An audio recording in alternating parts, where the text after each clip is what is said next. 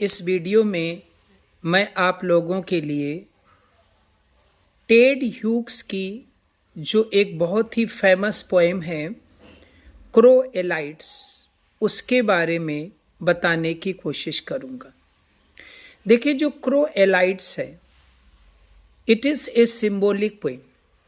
It means it has many symbols. इसमें बहुत से सिंबल्स हैं और पोइट इसमें एक क्रो को रिप्रेजेंट करता है और उस क्रो के थ्रू वो इस क्रिएशन के बारे में बताता है। ये जो क्रिएशन है ये बहुत ही भयावह स्थिति में है। There is disorder everywhere in this creation. इस क्रिएशन में हर तरफ डिसऑर्डर्ड की कंडीशन है। तो पोइट हमें एक क्रो के माध्यम से ये बताने की कोशिश कर रहा है कि जो क्रिएशन है वो किस तरह का है, वहां कैसी डिसऑर्डर्ड कंडीशन है। अब एक क्वेश्चन ये दिमाग में आता है कि पोइट ने यहां पर क्रो को ही क्यों लिया, उसके पीछे एक रीजन है। इसके लिए थोड़ा हम बाइबल की ओर जाएंगे, क्योंकि अकॉर्डिंग टू बाइबल में ऐसा बताया गया है कि सबसे पहला जो क्रिएचर था जो इस पृथ्वी पर आया था वो क्रो ही था, अर्थात कौवा ही था। और इसमें जो क्रो है that has some spiritual power, उसमें कुछ आध्यात्मिक शक्ति है और that's why the crow is watching everything. हर चीज को क्रो वाच करता है। तो जो पोएम है उसकी स्टार्टिंग कुछ यहां से है कि क्रो सा दी हेडेड माउंटेन्स, यानी एक कौवा जो था उसने पर्वतों के एक झुंड को देखा। ठीक है, हेडेड कहते हैं एक ग्रुप। ठीक है, तो क्रो सा दी हेडेड माउंटेन्स, कौवे ने पर्वतों के झुंड को देखा। स्टीमिंग इन दी मॉर्निंग, स्टीम कहते हैं एक धुंध या कोहरा जो सुबह सुबह कोहरे में दिख रहे थे, या यूं कहेंगे कि कौवे ने सुबह सुबह कोहरे की धुंध में निकले हुए पर्वतों के झुंडों को देखा। एंड ही सा द सी, फिर उसने सागर को देखा।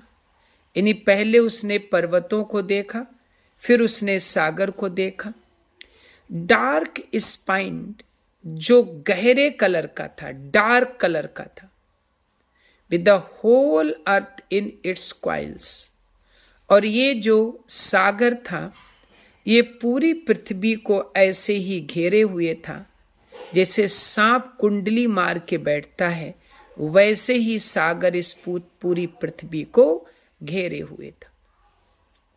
ही सॉ द स्टार्स, कौवे ने सितारों को देखा। Fuming away into the black, जो काले आकाश में टिमटिमा रहे थे। Mushrooms of the nothing forest, कुछ ऐसी जगह थी जहां पर घास फूस नहीं था, जंगल नहीं थे, वहां पर उसने कुछ मशरूम देखे। जो मशरूम है ना, ये डिके का सिंबल है।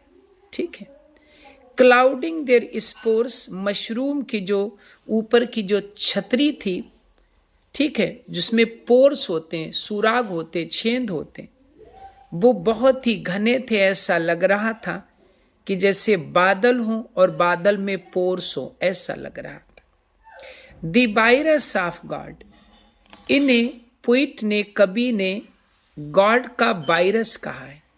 देखिए वायरस क्या होता है। Virus it is a type of micro organism that causes different types of diseases.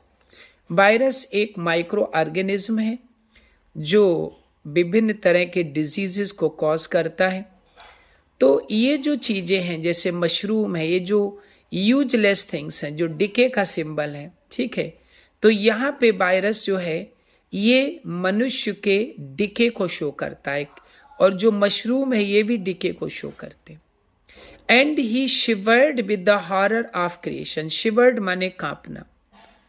और कौवे ने जब ऐसे क्रिएशन को देखा जहां हर तरफ डिसऑर्डर था, where there is disorder everywhere, where there is destruction everywhere, so this crow is very much horrified to see this horror of creation. ऐसे क्रिएशन को देख करके जो क्रो था वो भयभीत हो गया, डर गया।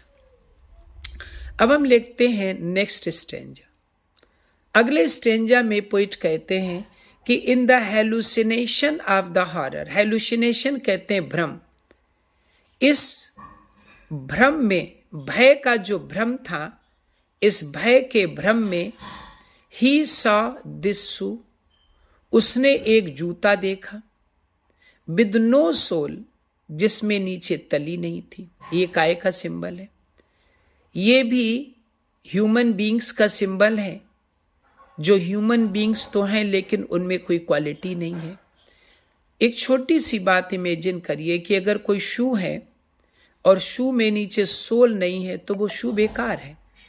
इसी तरह से यहाँ पे जो ह्यूमन बीइंग्स हैं, they don't have human qualities, उनमें ह्यूमन क्वालिटीज नहीं है।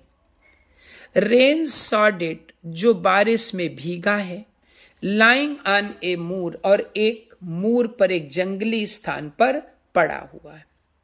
And there was this garbage can, फिर उसने एक कूड़ा रखने वाली कैन, एक पीपा टाइप का देखा। वाटम रस्टेड अवे, जिसकी तली जो थी वो जंग खाई हुई थी, मतलब वो भी यूजलेस था। तो what the poet wants to tell us, he wants to tell us the uselessness of different types of things which are present on this earth. A playing place for the wind in a vest of puddles. अब ये क्या हो गया है? ये playing place हो गया है। अब यहाँ पर जो है हवा खेलती है, और इन ए बेस्ट ऑफ पडल्स, छोटे छोटे गड्ढे हैं, वहाँ पर हवा है, हर तरफ डिसऑर्डर्ड है, बेकार की स्थिति है। देयर वॉज दिस कोट, फिर कभी एक कोट देखता है इन द डार्क कपबोर्ड, एक अलमारी के अंदर, इन द साइलेंट रूम, शांत कमरे में, इन द साइलेंट हाउस, एक शांत घर के शांत कमरे की एक डार्क अलमेरा में पोइट एक कोट देखता है। देयर वॉज दिस फेस, वहां पर वो एक चेहरा देखता है, स्मोकिंग इट्स सिगार, जो सिगार पी रहा है, बिटवीन द डस्क, ये शाम का समय है, विंडो एंड द फायर एम्बर्स, खिड़की है वहां पर कुछ आग जल रही है। Near the face this hand motionless, उस चेहरे के पास एक हाथ नजर आता है जो मोशनलेस है।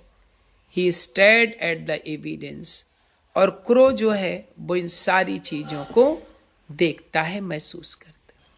देखिए, I have already told you that this is the symbolic poem, and through this poem the poet Ted Hughes, he tells us the horror of the creation. Whatever he sees, whatever the crow sees, in fact, that thing indicates the decay and destruction and also the horror of this creation. So, through the medium of a crow, the poet has presented the horror of the creation.